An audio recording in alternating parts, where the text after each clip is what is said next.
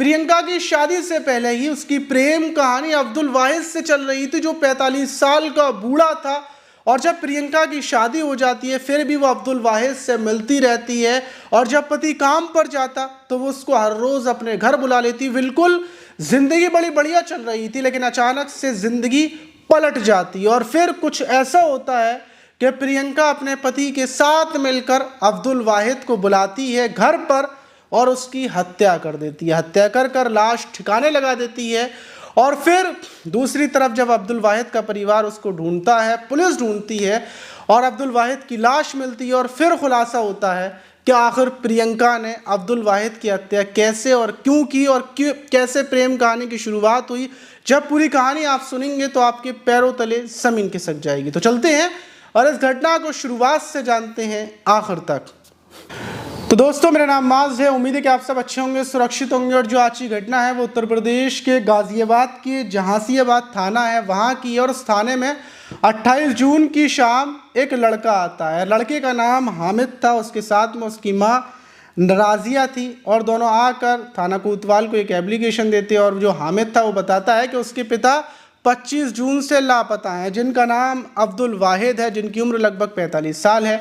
और वो घर से निकले थे और उसके बाद उनका कुछ पता नहीं है। और सारी जगहों पर उन लोगों ने ढूंढ लिया, लेकिन अब्दुल वाहिद का कुछ पता नहीं चल रहा है। वहीं जो एप्लीकेशन ली जाती है कोतवाल साहब और जो पुलिस थी वो अब्दुल वाहिद को ढूंढने में लग जाती है। और अब्दुल वाहिद को चारों तरफ ढूंढा जा रहा था, लेकिन उसी बीच पुलिस जब कहीं अब्दुल वाहिद का कुछ पता नहीं चलता तो पुलिस अब्दुल वाहिद के नंबर की कॉल डिटेल्स निकालती है। कॉल डिटेल्स निकालती है, चेक करती है कि आखिरी बार अब्दुल वाहिद ने किसको कॉल किया था। तो उसमें नंबर निकलता है प्रियंका का नंबर निकलता है। पूरी कॉल डिटेल्स निकाली जाती है तो पता चलता है कि दिन में 10-10, 20-20 बार प्रियंका से बात होती थी और लास्ट टाइम पर प्रियंका और अब्दुल वाहिद की लोकेशन बिल्कुल सेम थी।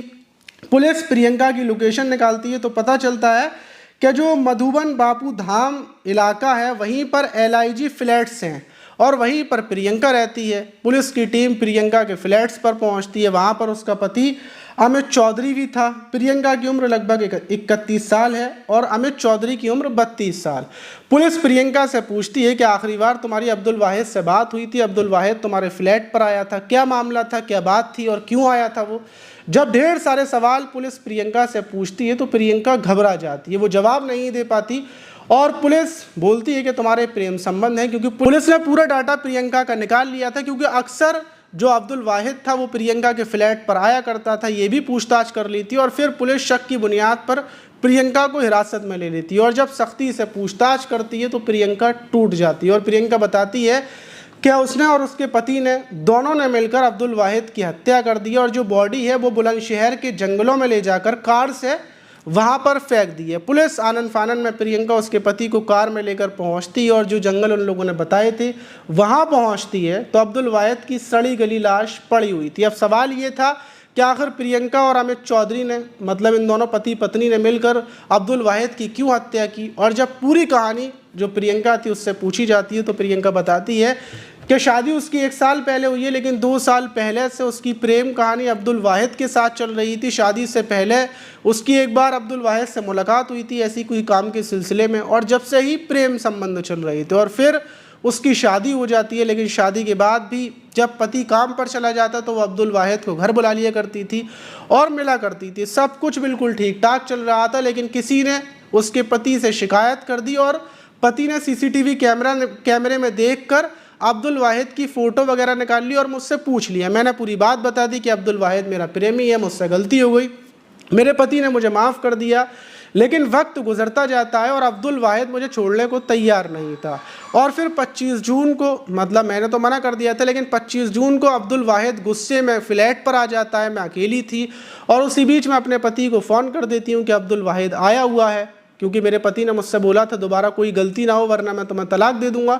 इसलिए मैंने अपने पति को फ़ोन कर बुला लिया। पति वहाँ पर आ गए और फिर विवाद होना शुरू हो गया। अब्दुल वाहिद मुझसे बोल रहा था कि वो वहाँ से नहीं जाएगा, मैं उसको भगा रही थी, मेरा पति भगा रहा था।